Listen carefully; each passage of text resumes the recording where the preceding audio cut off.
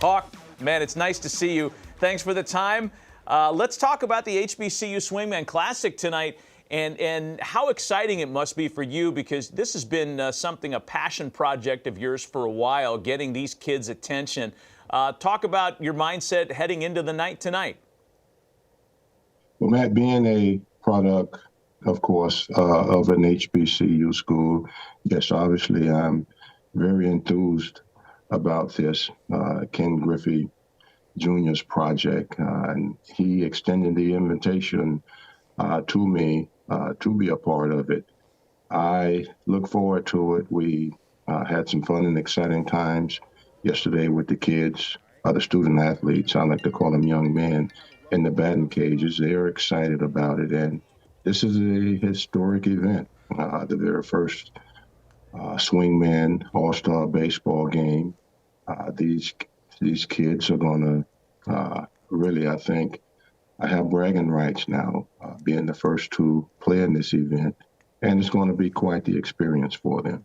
You've got some of your fellow Florida A&M alum on these coaching staffs. I see a list here: Vince Coleman, Marquise Grissom. I know that Hal McRae's not a coach tonight, but he's a Florida A&M alum.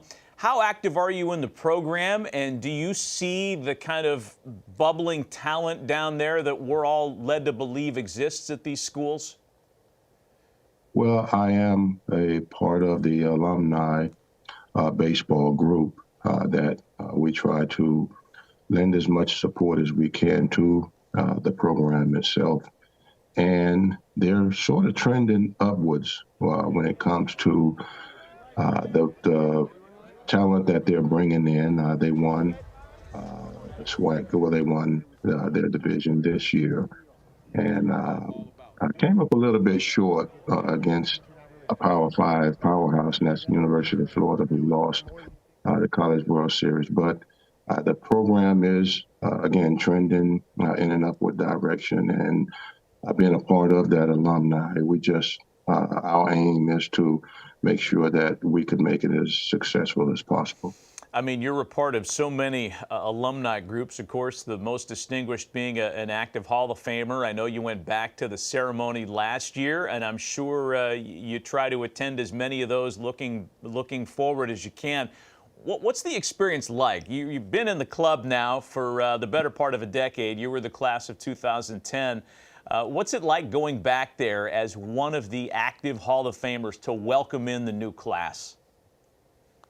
Well, after you've gone in and you've gone through everything as a new inductee, it begins to get a little more peaceful and serene for you. You just enjoy the festivities of the weekend.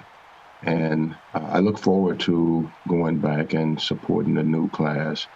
It's such an elite group, and each and every individual has sort of a different story in itself. But yes, I always look forward to going back, and with Scott Rowland, Fred McGriff going in this year, I look forward to being an exciting weekend again. I know that you and Fred are friendly. I'm wondering, does a new inductee get hazed by the incumbents? Are you going to take Fred out and dress him up in a weird costume and things like that before induction day?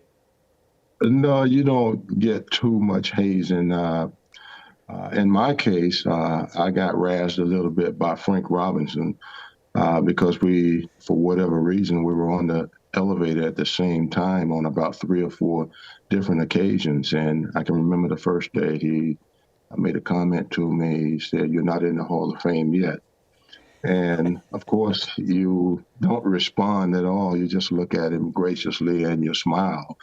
And then on another occasion in the elevator, he said, it's getting close. And obviously you do the same thing. And like I say, I don't know why we happen to be in the elevator alone on those occasions. But finally he says to me, "Congratulations, you made it." And it's just all of the guys, it's such a welcoming weekend, and they didn't haze me. But the one thing they did say to me as I was about to deliver my Hall of Fame speech, they were taking bets with each other how long it would be before I would break down up there. And that just motivated me to deliver my speech and get through it. It kept you stone-faced, I bet. You know, looking back at the speech, because Hall of Famers that I've had a chance to visit with, there's a lot of pressure in that because you don't want to leave anybody out, but you only have a certain number of time and a fixed number of words, I would imagine.